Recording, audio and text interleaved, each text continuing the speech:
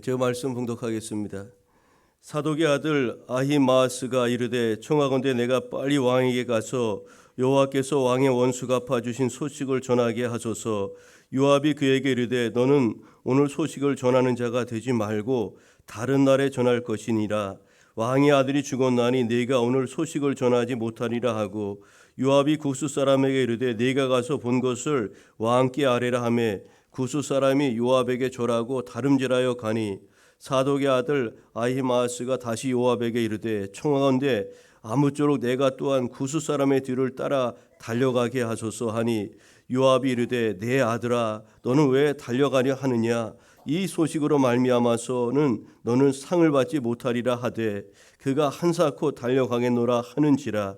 요압이 이르되 그리하라 하니, 아히마아스가 들길로 다름질하여 구스 사람보다 앞질러 가니라.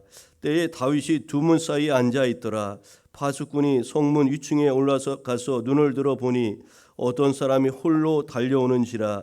파수꾼이 외쳐 왕께 아뢰매 왕이 이르되 그가 만일 혼자면 그의 입에 소식이 있으리라 할 때에 그가 점점 가까이 오니라. 파수꾼이 본즉 한 사람이 또 달려오는지라. 파수꾼이 문지에게 외쳐 이르되 보라 한 사람이 또 혼자 달려온다 하니, 왕이 이르되 그도 소식을 가져오느니라. 파수꾼이 이르되 내가 보기에는 앞선 사람의 다름질이 사독의 아들 아히마아스의 다름질과 같으니이다 하니, 왕이 이르되 그는 좋은 사람이니 좋은 소식을 가져오느니라 하니라. 아히마아스가 외쳐 왕께 아뢰되 평강하옵소서 하고 왕 앞에 얼굴을 땅에 대고 절하며 이르되 왕의 하나님 여호와를 찬양하리로소이다. 그의 손을 들어 내 주 왕을 대적하는 자들을 넘겨주셨나이다 하니, 왕이 이르되 젊은 압살롬은 잘 있느냐 하니라. 아히마아스가 대답하되 요압이 왕의 종 나를 보낼 때에 크게 소동하는 것을 보았사오나 무슨 일인지 알지 못한나이다 하니, 왕이 이르되 물러가 거기 서 있으라 하매 물러나서 서 있더라.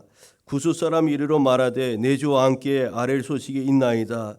여호와께서 오늘 왕을 대적하던 모든 원수를 갚으셨나이다 하니, 왕이 구스 사람에게 묻되 젊은 압살롬은 잘 있느냐?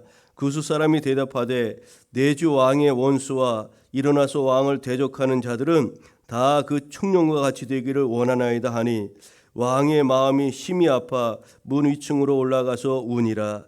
그가 올라갈 때 말하기를 내 아들 압살롬아 내 아들 압살롬아 차라리 내가 너를 대신하여 죽었더면 압살롬 내 아들아 하였더라. 아멘. 자녀에게서 부모는 참으로 귀한 분 아닙니까? 산과 같은 존재라고 할 수가 있습니다. 저는 어려서 저희 아버님이 돌아가셔서 이 아버지로부터 이렇게 큰 가르침을 받지 못했어요. 그래서 저도 이 자녀를 아들을 둘을 두었는데 우리 자녀들에게 어떻게 아버지로서 역할을 감당해야 될까, 그런 것들이 참 숙제였습니다. 어떻게 아버지 역할을 해야 되는가, 제가 잘 보고 배우지 못했기 때문에 그런 것이 있었어요.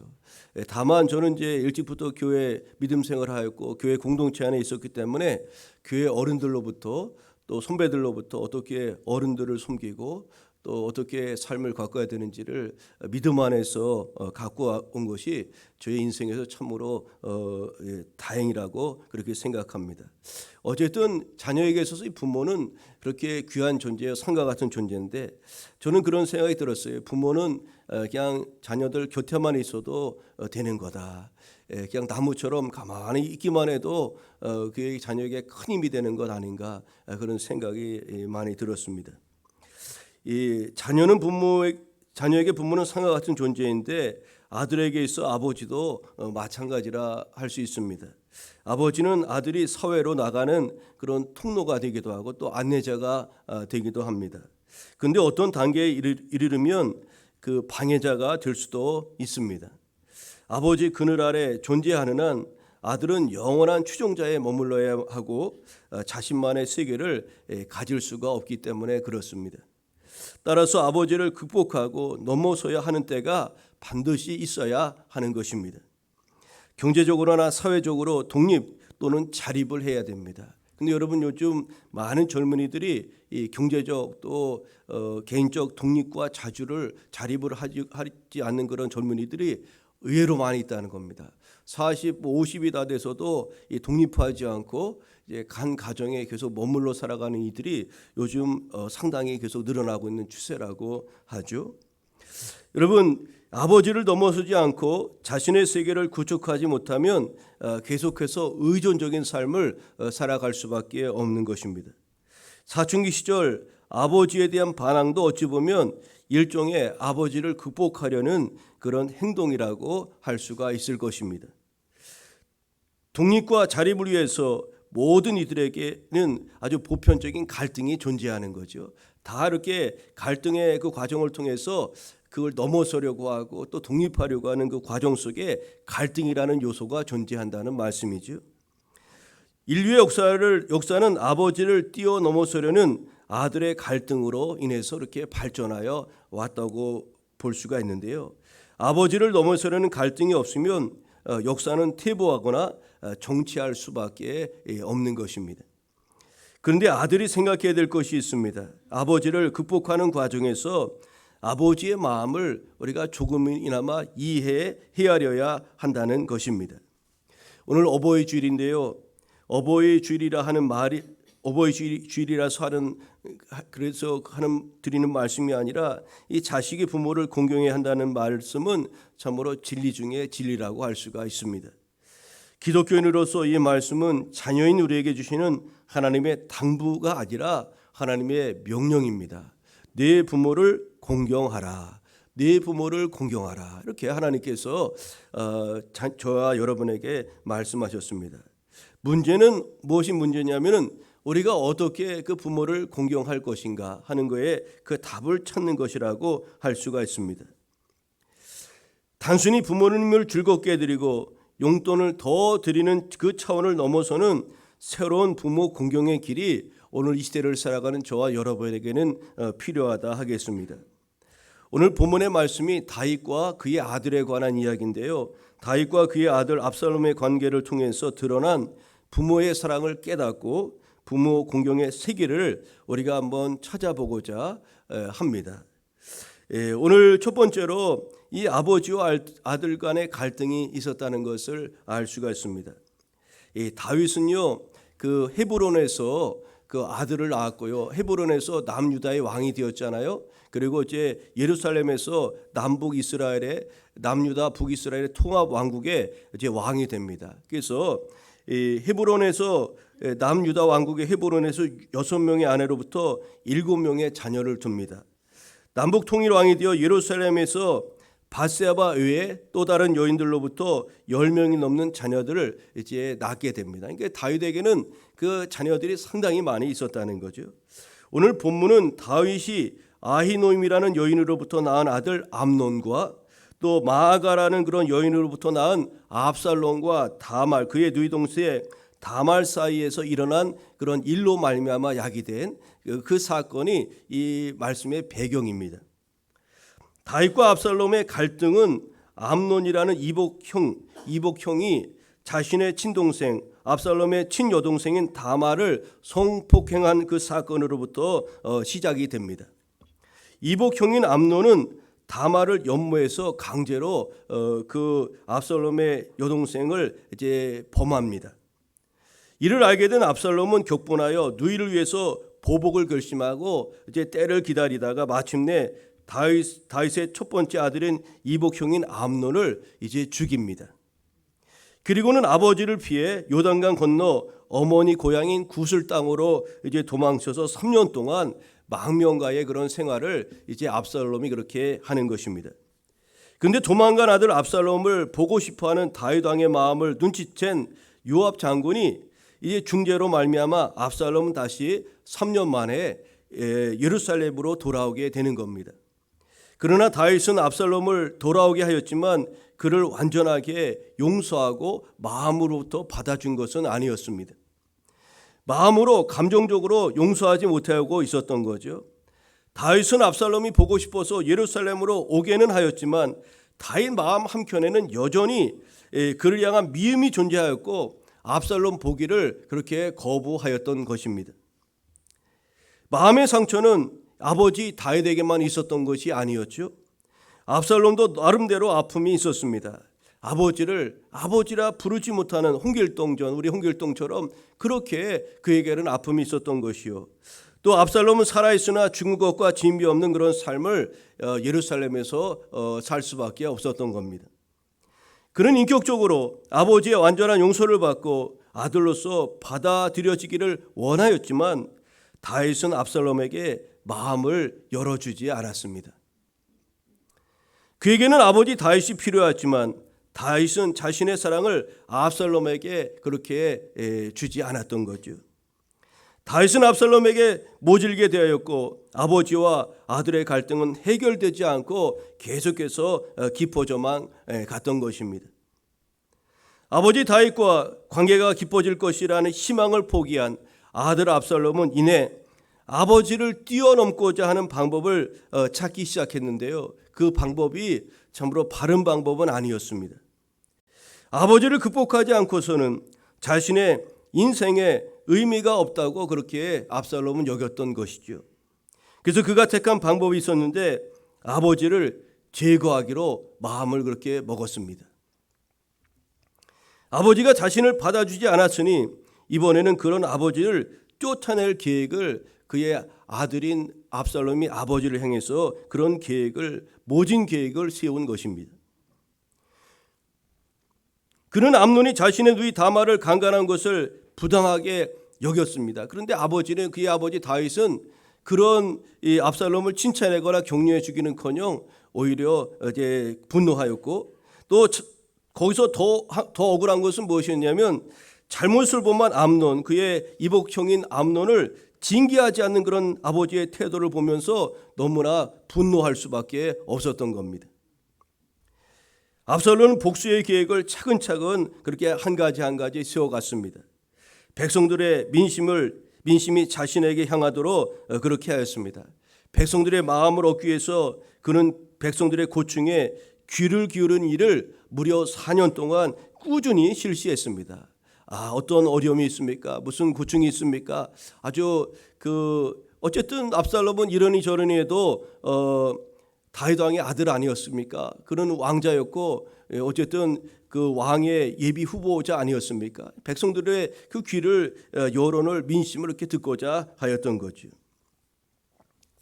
4년 동안 그 일을 아주 꾸준하게 성실하게 감당했습니다. 마침내 민심이 자신에게 기울어졌다고 확신이 서자 이제 압살롬은 자신이 계획했던 그 반역을 이제 도모하게 되죠. 압살롬은 오랜 시간 동안 이때를 그렇게 계획적으로 준비해 왔던 겁니다. 누이 다말이 폭행당했을 때 바로 보복하지 않고 2년 동안 기다렸다가 그의 이복형인 암논을 죽이죠. 그리고 3년 동안 어머니 고향에서 망명생활을 하였습니다. 예루살렘으로 돌아와 아버지에게 외면당하여 2년 동안이나 죽은 듯이 그렇게 예루살렘에서 보내야만 했습니다. 또 민심을 얻기 위해서 4년 동안 온갖 노력을 이 압살롬은 다 하였던 것입니다. 도합 11년이라는 그런 기간을 이렇게 준비하면서 그런 반역의 길을 그렇게 도모해 갔던 거죠. 그러니 다윗이 이런 압살롬을 어떻게 이길 수 있겠습니까? 이미 민심은 다윗에게서부터 압살롬에게 많이 기울어져 있었기 때문에 다윗이 현직 왕이라 할지라도 이런 압살롬을 이겨낼 수가 없었던 거죠. 다윗은 압살롬에게 쫓겨 광야로 도망칠 수밖에 없었고 유리방황하는 그런 신세가 되고 말았던 겁니다. 그런데 여러분, 여기서 우리가 잠깐 생각해 볼까요?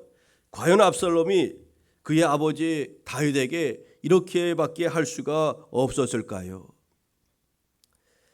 아버지 다윗에게 허물이 없는 것은 아닙니다. 아버지 다윗이 물론 잘못했죠. 그 아들을 받아주지 않은 것이 가장 큰 1차적인 그런 갈등의 요소가 아니었겠습니까?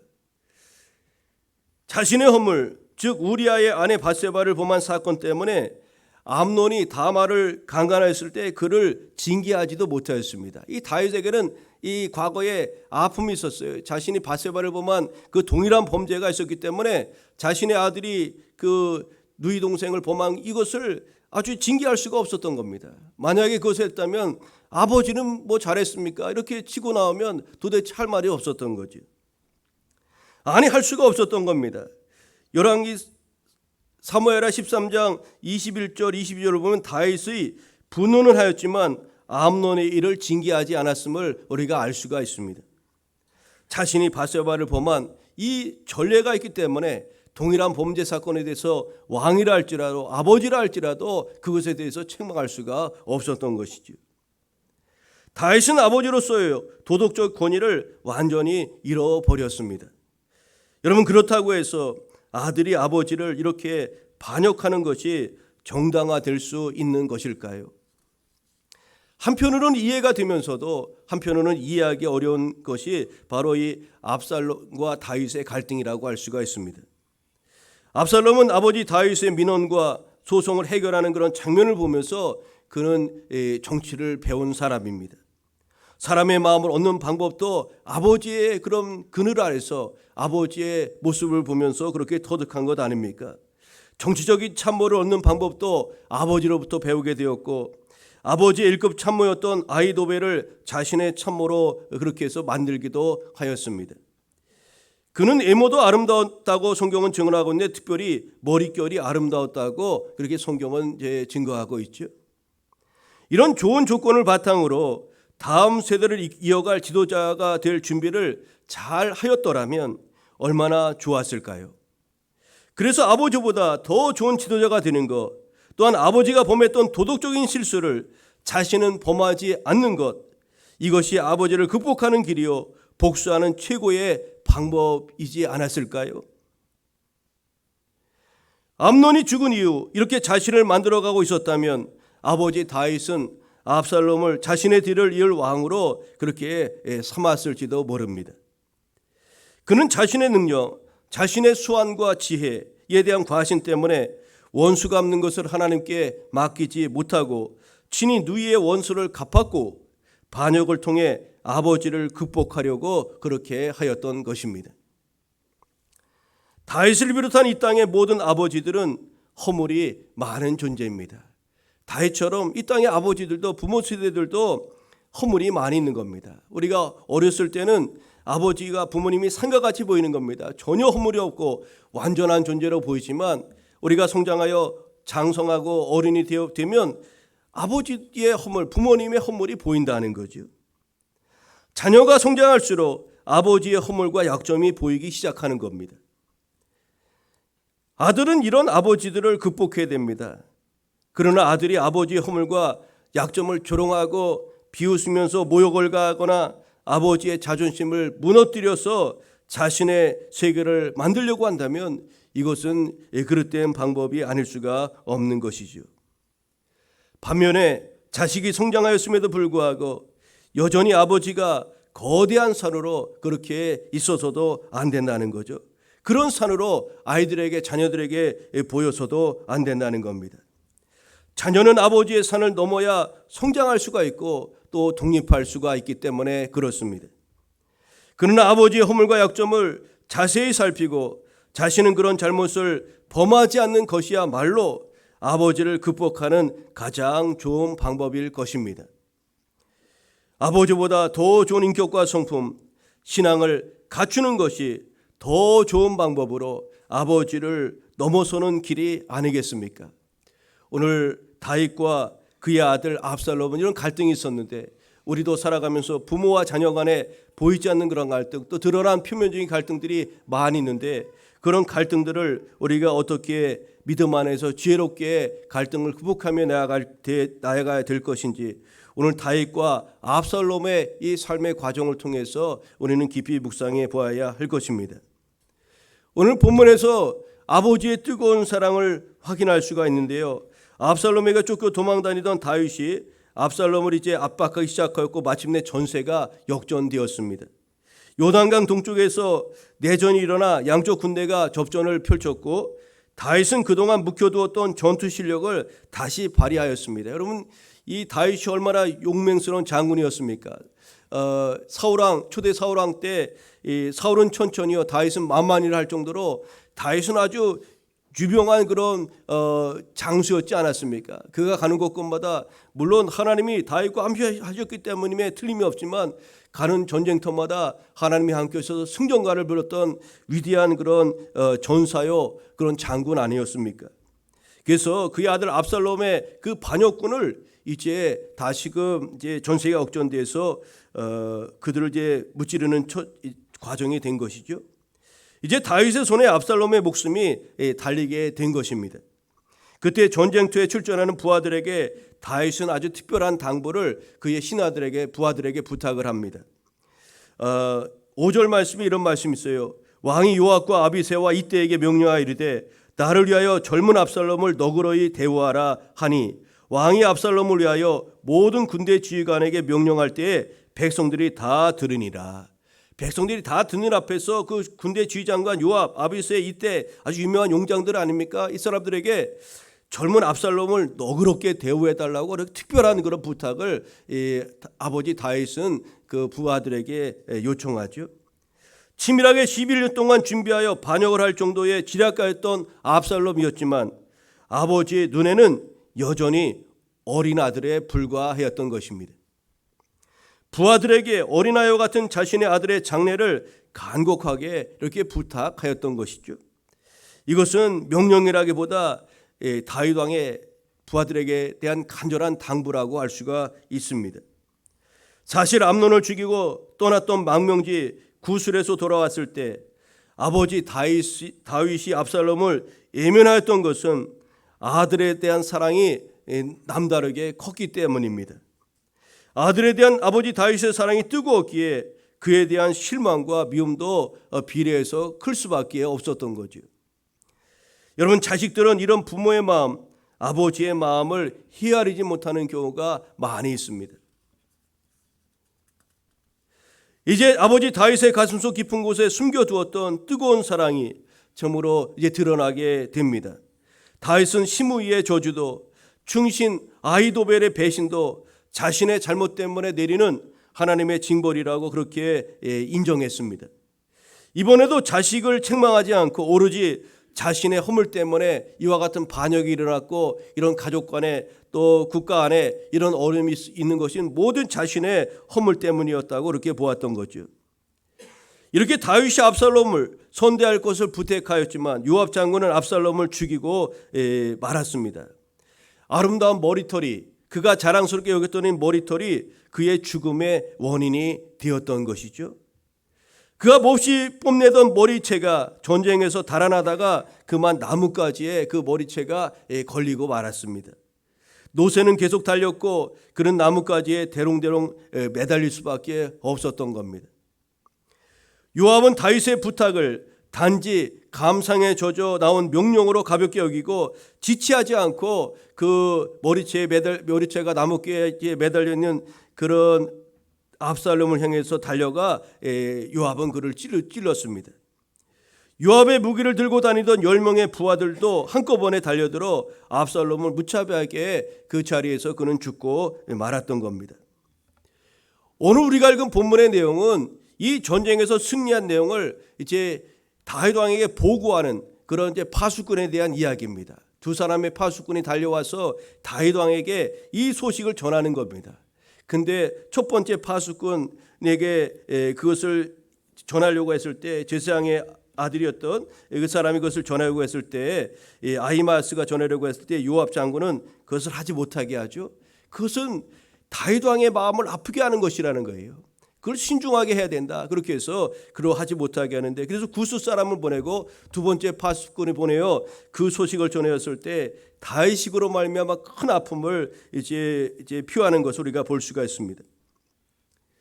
여러분, 압살롬이 에브라임 숲에서 이제 죽게 되었다는 소식을 다윗은 듣게 되었고 이 다윗 왕은 슬피 울었습니다. 이것은 지금까지 겪었던 그 어떤 아픔보다 깊은 아픔이 다윗에게 있어서의 그 아픔이었던 거죠. 역사상 가장 가슴을 찢는 통곡 중에 하나가 아닐 수가 없었을 것입니다. 창자를 쥐어쥐며 외친 그런 다윗 왕의 절규라고 할 수가 있을 것입니다.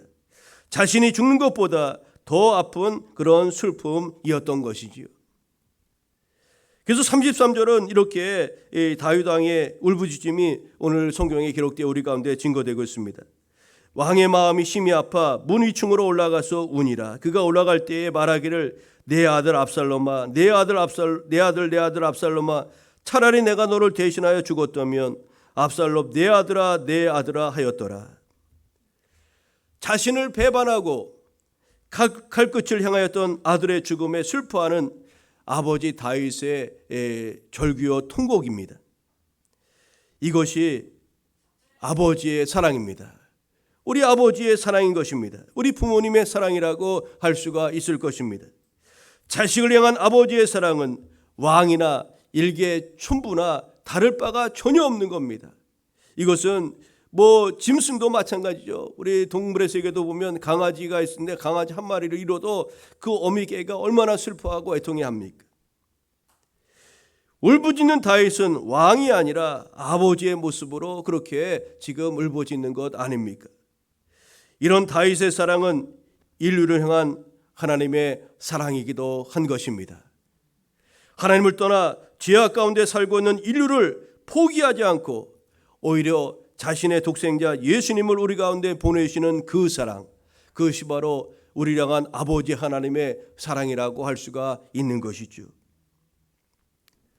여러분, 오늘 부모님의 사랑, 우리 아버지의 사랑, 우리 어머니의 사랑은 이렇게 우리가 헤아리기가 어려울 정도로 크고도 깊은 것이 우리 부모님의 사랑이요, 또 하나님 아버지의 사랑이기도 합니다. 오늘 어버이날인데 그런 부모님을 향해서 이제 우리는 어떤 공경의 길로 나아가야 될까요? 부모 공경의 새 길은 무엇일까요? 여러분, 오늘은 어버이 주일인데 하나님께서는 이 땅의 모든 자녀들에게 부모를 공경하라고 그렇게 말씀하셨습니다. 부모를 어떻게 공경해야 할까요? 아버지의 사랑을 아는 자식들은 아버지를 인격과 성숙한 신앙으로 극복하되 아버지의 사랑을 끌어 짓밟지는 않을 것입니다. 오늘 압살롬이 참으로 좀 더 성숙했더라면 또 그의 아버지를 반역하고 도모하는 일은 없지 않았을까요? 아버지의 한계를 알지만 나를 향한 사랑을 알기에 아버지에 대한 존경을 거두지 않았을 것입니다. 여러분, 아버지의 아픔과 상처를 헤아리고 또 오늘 이제 우리가 그 부모님의 또 아버지의 울타리가 되어 주어야 되는 것이 부모 공경의 그런 새로운 길이 아니겠습니까? 눈에 보이는 가까이 있는 아버지, 우리 부모님을 사랑하지 않으면서 보이지 않는 하나님을 우리가 어떻게 사랑할 수가 있단 말입니까? 아버지를 공경함으로 우리는 하나님 공경을 배울 수가 있는 것이죠. 시대가 악합니다. 성경은 이 시대를 이렇게 진단합니다. 사람들 마음속에 사랑이 식어가고 있다고 그렇게 말합니다. 이것은 가정 안에서도 마찬가지입니다. 부모님의 사랑을 모르는 자녀들이 점차 많아지고 있습니다. 우리 혼자 세상에 태어난 줄도 착각하고 살아가는 그런 이 땅의 자녀들이 얼마나 많은지 모릅니다. 부모를 넘어선다는 이유로 부모를 인격적으로 살해하고 부모의 유산은 다 차지하겠다는 그런 자식들도 있습니다. 우리의 육신의 부모는 하나님처럼 완벽한 존재가 아닙니다. 다윗 왕은 일국의 왕이었고 이스라엘 민족이 가장 추앙하는 왕이었지만 그에게도 엄청난 허물과 연약함이 있었던 것이지요. 다윗과 같은 허물과 약점이 만일 갖고 있는 것이 오늘 우리의 부모님이고 또 우리도 또한 그런 허물 가운데 살아가고 있는 것 아닙니까? 그러하기에 자식은 이런 부모의 허물과 연약함을 더 성숙한 인격과 삶으로 뛰어넘으려는 그런 애씀이 오늘 이 시대에 우리에게 필요하다고 하겠습니다. 부모로부터 물려받은 유산도 허물과 부족함이 있을 수가 있습니다. 어떤 이들은 유전적으로 연약한 것을 가지고 부족한 것을 가지고 낳은 사람도 있을 것입니다. 재산에 많은 것은 고사하고 오히려 더 부모로부터 받은 유산이 더 부족하고 지혜롭지도 못하고 또 건강하지도 못하고 이런 연약함도 행여 있을 수가 있다는 겁니다. 그러나 그럼에도 불구하고 우리는 그런 부모님의 사랑을 힘입고 오늘 이 시대에 우리가 존재하고 있다는 것을 기억해야 됩니다. 우리는 부모님을 뛰어넘어야 되는데 부당한 방법이나 그릇된 방법으로 뛰어넘는 것이 아니라 더 높은 인격과 삶으로 우리 부모님을 극복하고 넘어서야 될 줄로 믿습니다. 이것이 오늘 자식된 우리가 해야 될 그런 부모 공경의 새로운 길이 아니겠습니까? 부모님의 연약함을 인정하여 드리고 또 그것을 나의 발전의 발품으로 삼아야 된다는 사실입니다. 왜 나를 이렇게 낳아주셨느냐, 그렇게 부모를 비난하고 또 모든 책임을 부모에게 돌릴 것이 아니라 오늘 낳아주신 부모님께 감사하면서 연약하고 부족하지만 그럼에도 불구하고 우리 부모님은 나에게 모든 사랑을 베풀어 주신 사랑의 부모님이라는 것을 기억하면서 참으로 더 좋은 생각과 또 마음을 가지고 부모님을 뛰어넘고 극복하려는 그런 모습이야말로 새로운 시대에 우리가 부모 공경의 길로 나아가는 것이 아니겠습니까? 어버이 주일을 맞이했습니다. 여러분, 올 어버이 주일은 어떻게 부모님과의 관계를 그렇게 맺으며 부모 공경의 세계를 열어가시렵니까? 오늘 주신 말씀을 우리 마음에 잘 새기고 정말로 부모님과 좋은 관계, 또 인격적인 관계를 맺으면서 참으로 더 성숙한 모습으로 부모 세대를 뛰어넘는 그런 믿음의 길로 나아가는 우리 교회 여러분 되시기를 우리 주님의 이름으로 축복합니다.